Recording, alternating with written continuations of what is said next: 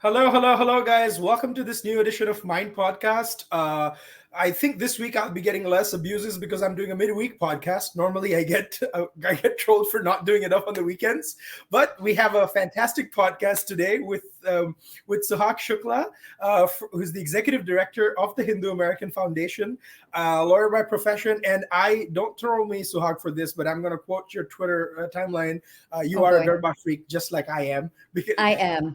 yeah, especially when two Gujaratis are doing a podcast, wherever it is, we have to talk about Garba. I mean, but 100% agree.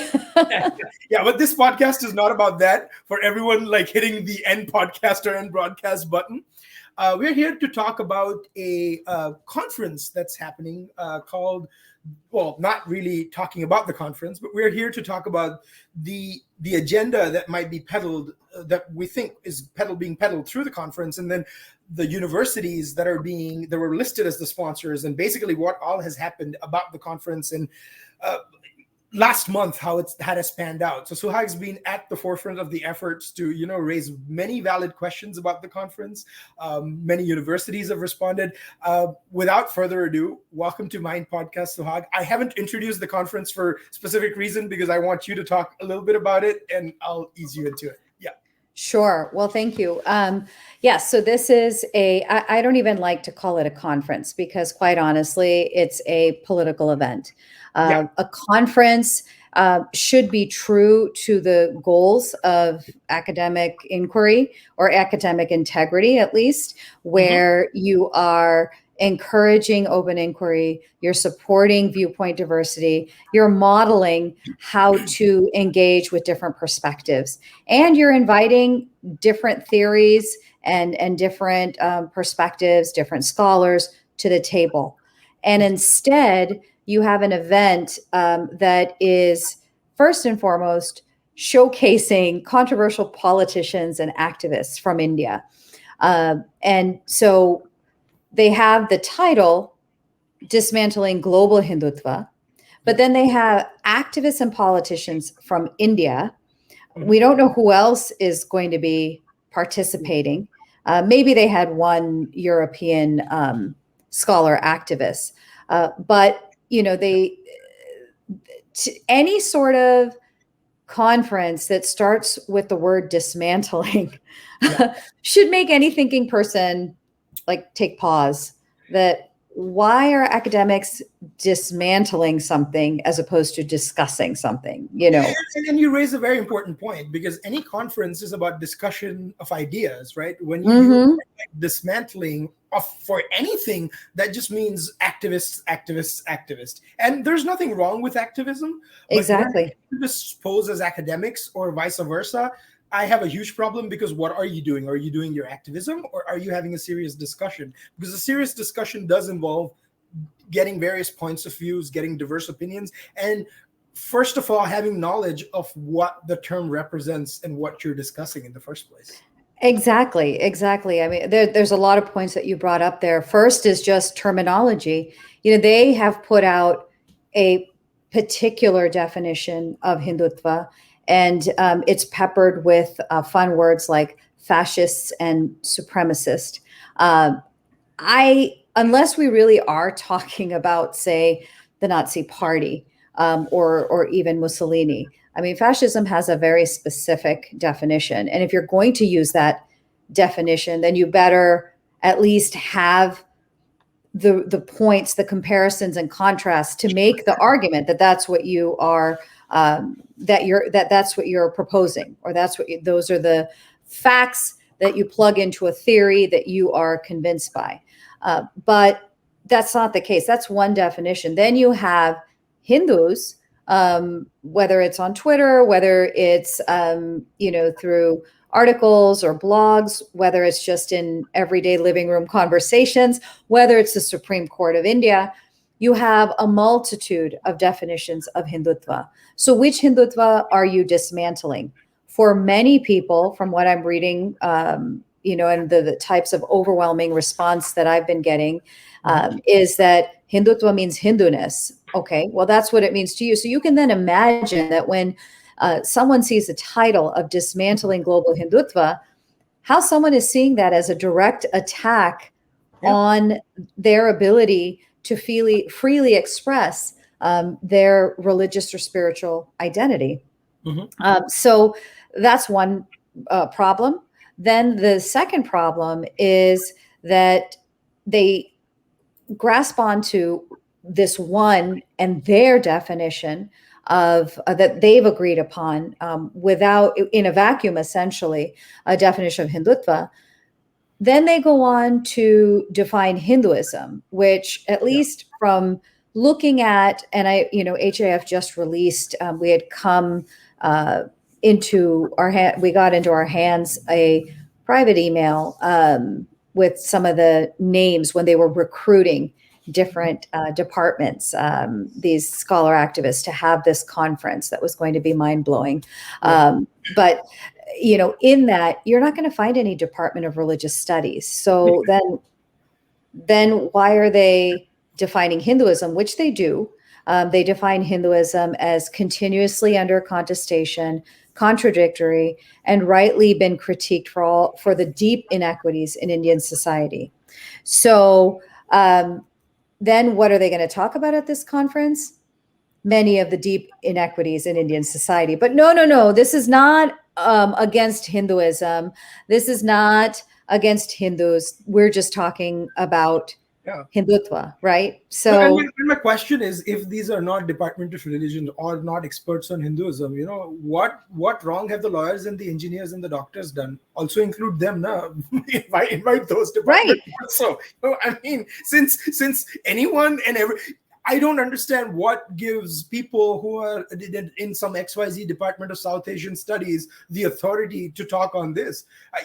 It's the strangest thing. And it's not our perspective to ask someone what their belief system is, but neither is it theirs. So if someone feels strongly about them, being like a certain term as a part of their belief system or their religion or so forth, let them speak about it, right? Who gives the and another thing, and I have to ask you this, Suhag. So I was looking through the list of the people there, and most of them are professional Indian activists, right? If you are doing but the sponsors or the co-sponsors listed are like American universities, right? So Yeah.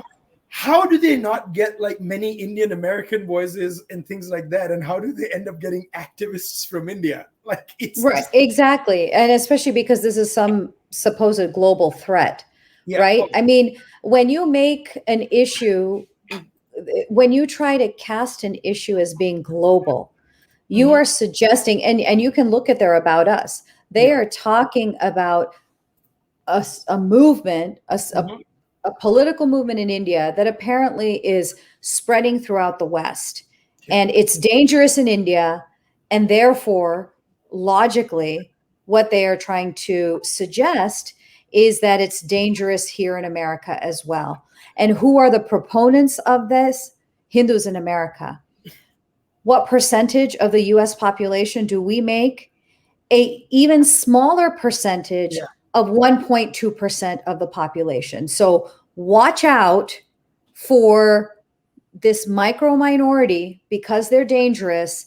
And then let's bolster our conference with some resources, including the Hindutva Harassment Field Manual, Because where, well, just real quick, that we as professors who are entrusted to raise the next generation of thinkers, of academics, of policymakers, that we're going to actually start making students suspicious of any Hindu student who might raise a question about inaccuracies in the way Hinduism is portrayed in the media or textbooks.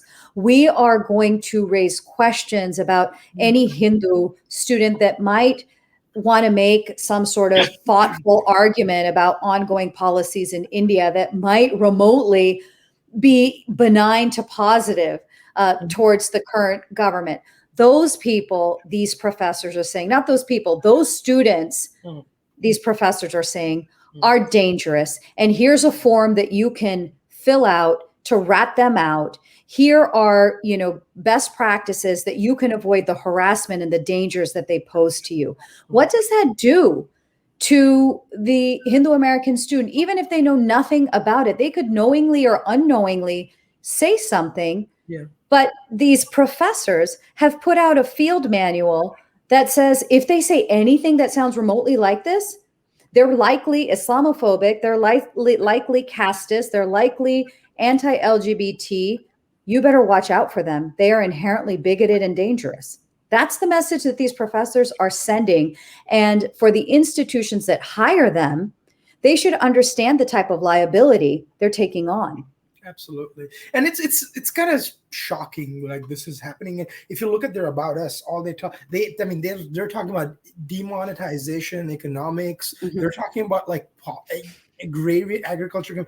Now you can be opposed to any particular policy of the government. You can question them. You can Yeah. say politically, and I mean that's what free speech is all about. That's what democratic dissent is all about. But how does that translate into this whole dismantling global Hindutva thing? I have no idea, and it's quite funny. But looking at Well, it's because to them, like I said, let's go back to the definition of Hinduism. Hinduism is has been rightfully critiqued for social inequities in India.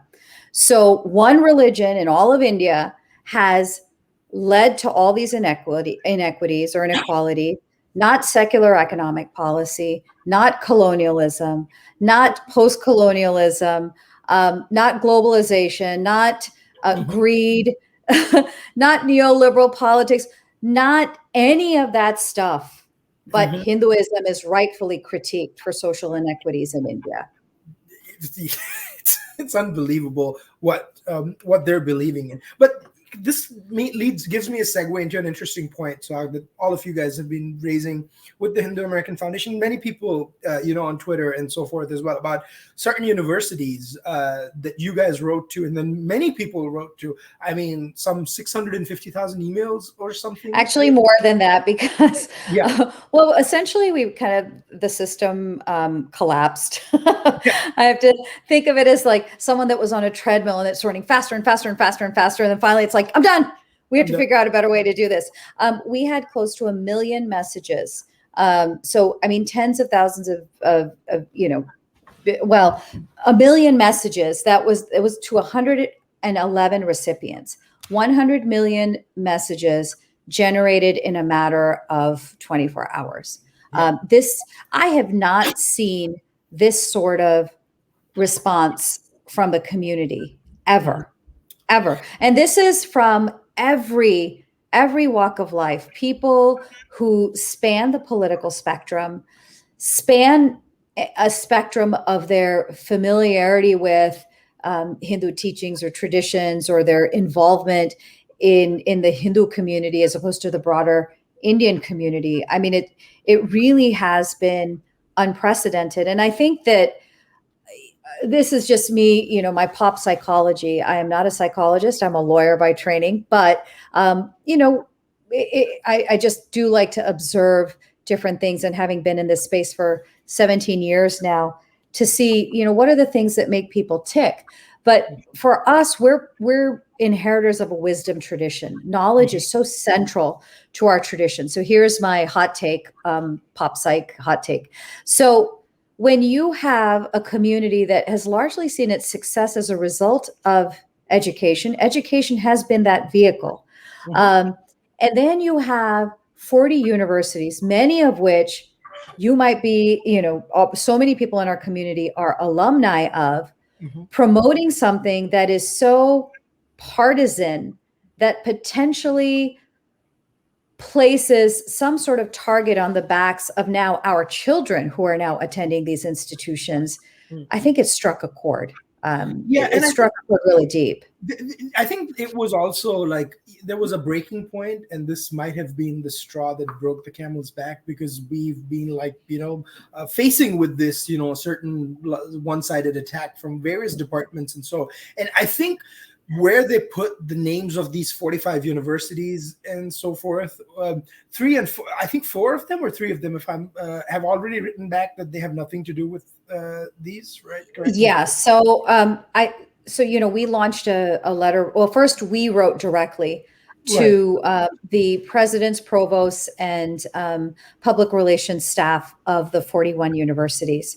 And within, I'd say, the first day, we had heard from at least 3 that said, we as an institution are not associated with this conference. I think it was Dalhousie, I don't know if I'm pronouncing that right, University of Massachusetts, Boston, I believe. Mm-hmm. And I think it was Princeton. Yeah. I got a note from USC, University of Southern California, that said that they were going to be looking into it. And then we also noticed that 3 logos were taken off the website. And that was University of Pennsylvania, University of Washington, and University of California. Now, University of California, there were 3 that had signed on. It was UC Santa Cruz, UC Berkeley, and UC San Diego. So those are the ones we heard back from. And then I think it was maybe yesterday or perhaps the day before yesterday. No, yesterday. I'm losing track of days. Sorry about that. But yesterday, the website was down for a long period of time. Yeah. And then the next time it was up, all those colorful logos were gone. And then there was far more specificity in their language in saying that departments and centers and departments from the following universities are co-sponsoring, right? This is Suhag's tweet, and then if you go to their website, this is how they basically wrote it: centers and departments, essentially. Mm-hmm. Exactly. But so I don't want to give too much footage to their website. I'm sorry. Right. But you know what the logos did, and we do need to go back to their early promotion. Right. They were I mean, there was some false advertising going on. You know, the idea when you just post university logos, which Asim, my husband, is on faculty at Penn. They have a lot of strict rules on when, where, and how you can use an official logo, because when a logo appears, we have the same thing. Yeah, someone can't just stick their HAF logo on any event because even if you don't endorse all the viewpoints that might be expressed there, it still reflects on you, and it may still suggest some sort of support or endorsement. So that's what was most shocking to us. And that's how we honed in on, hey, we need to get clarification. It cannot be that all of these universities, that they are sponsoring something that's so, you know, for the average person, if you're not a follower or an observer of Indian politics and all of that stuff, you may not recognize right off the bat what this is about.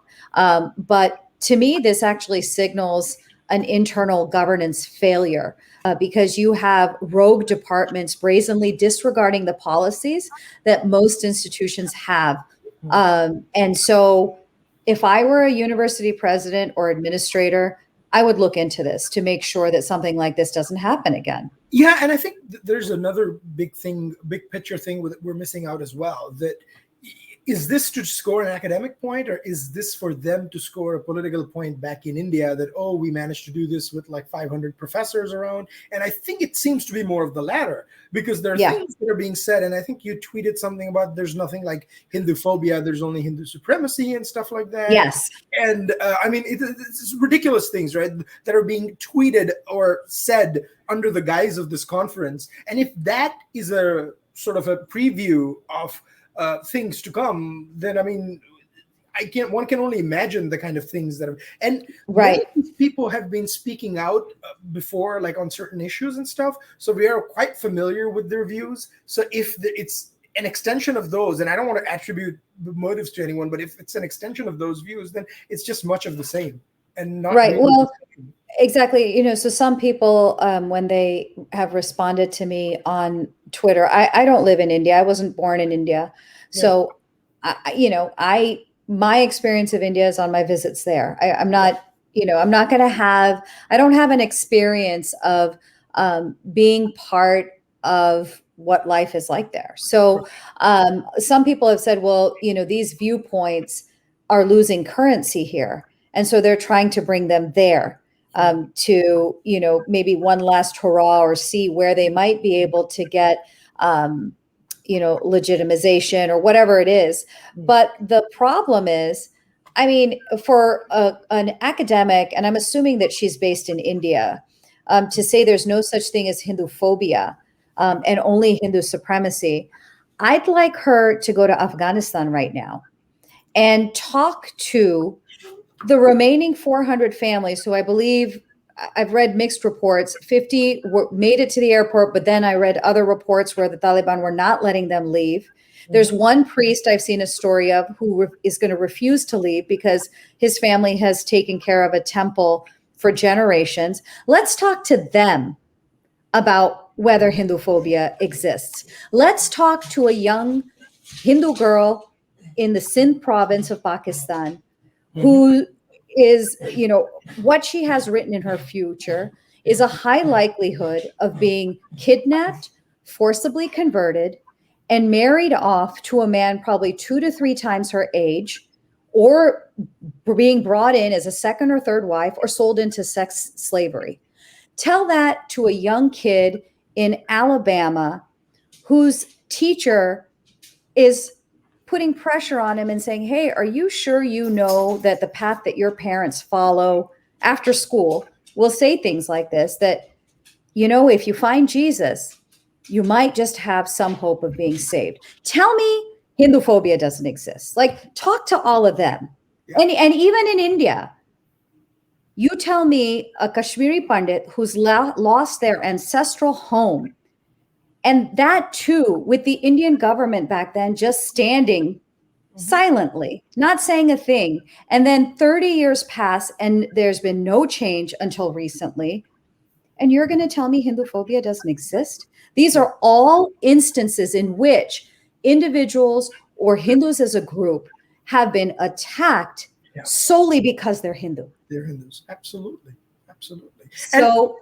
So even in fact, when they talk about privilege, that's making that statement that Hinduphobia doesn't exist comes from a position of privilege when they did not have to face these things as a minority group. So maybe when they do talk about privilege and understanding the situation about it, they should probably look at their own privilege of when they're absolutely. Yeah. But part of the, I'm glad you bring that up, because that whole structure, right, of privilege and, someone who's kind of a perpetual oppressor and the perpetually oppressed, while it ends up being nonsensical when you really start looking at individual stories and the agency that each individual has.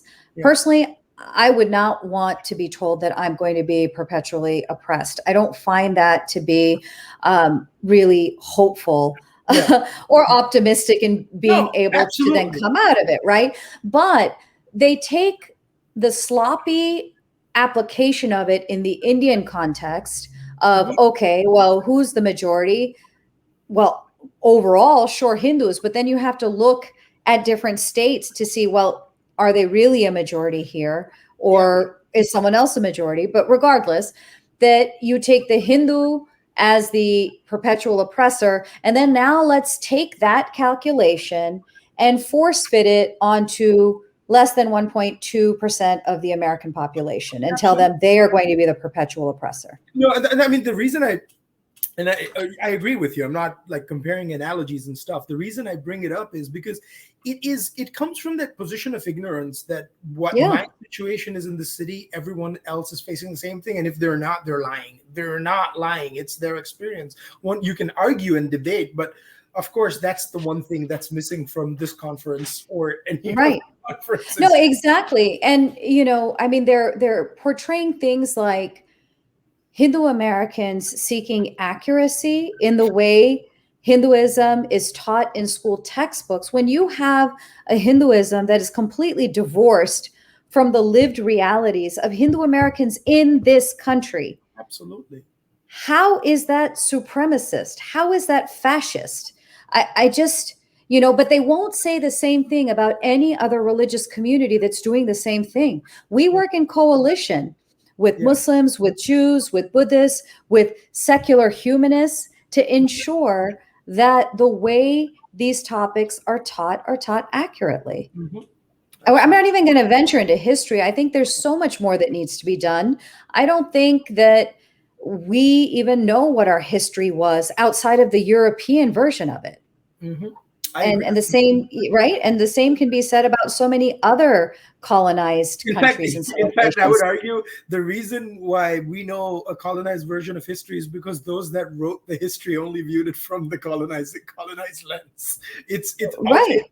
it is rooted in those textbooks that were written, and maybe there's a needs a re-examination of those textbooks or an alternative view where a debate can happen. But Yep. it's ironic as you and I, people that they talk about are talking about debate, and they who are actually holding a debate are refusing to have any on their conference. A debate requires two people and two opposing viewpoints. Absolutely. But opposing viewpoints are not invited because they are fascist or supremacist. Yeah, or they might actually show them a mirror Yeah. of the reality.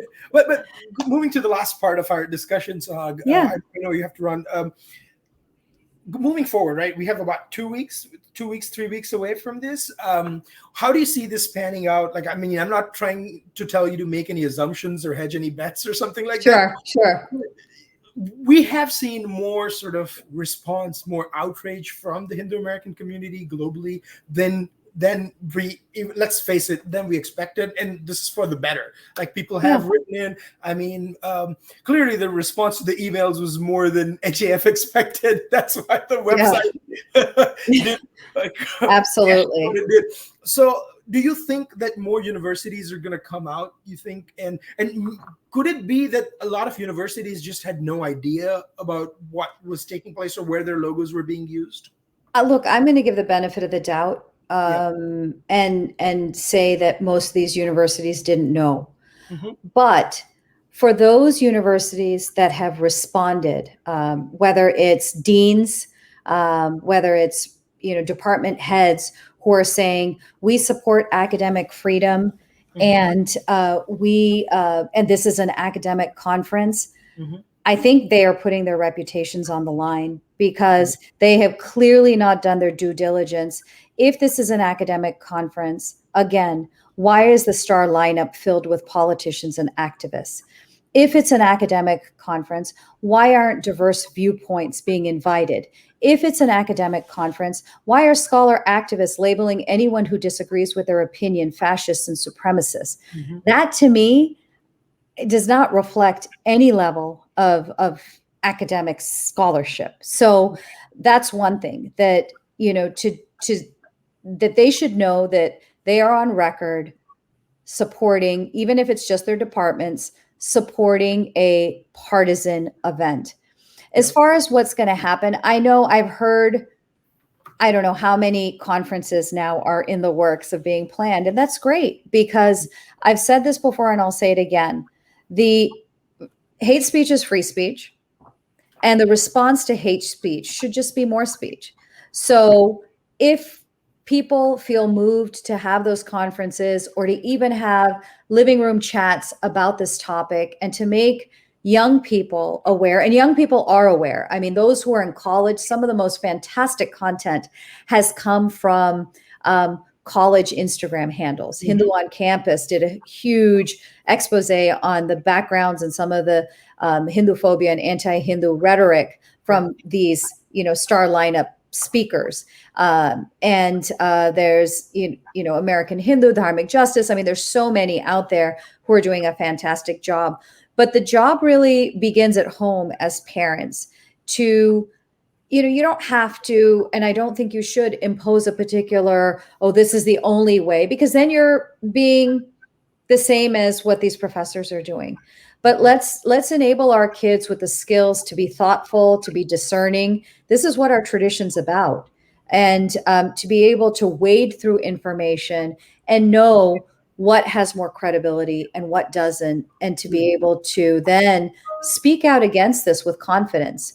But if these professors are allowed to continue as they are, I am afraid that things like this field manual are going to silence our students. And so we need to be there to support them and Absolutely. to join them in advocacy against this type of silencing. And I think the students are speaking up not only because they feel passionate, because they know the dangers of a one-sided narrative, or of where if they don't agree and the professor tells them that you must talk about this, the dangers of that theory. And the irony of this all is, if they're so afraid of having 5 diverse voices in an entire conference, that just tells you who the real liberals are. And if they claim to be liberals, they better show some spine and actually have the courage to face diverse viewpoints, and then Right.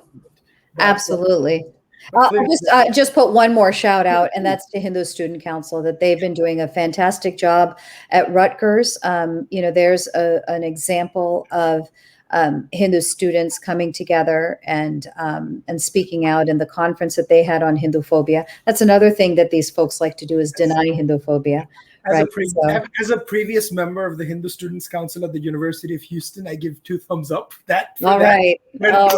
Yes. So I helped start the UF chapter. I was already in law school, so wasn't really involved, but just in drawing up papers and things. So yes, I was in their event management and publicity. But it was fantastic. So yeah. Awesome. It's a great, I think 1 or 2 years, I think, when I was involved with that. But I wouldn't say when, because that would mean confirming how old I was when I went to university. Let's say it was a long time ago. But appreciate you, Suhag, giving us the time. I mean, and thank you for all the efforts. Guys, please follow her, follow HAF, follow a lot of our accounts who are doing some great work. Write to us, comment to us, tweet at us to see if you want us to cover any more topics or any interesting things that you might have seen, and who knows, something might come out of it. So this was fantastic. Yeah, thanks for having me. Yeah, we'll be back next week with more, guys. Till then, it's goodbye. Thanks.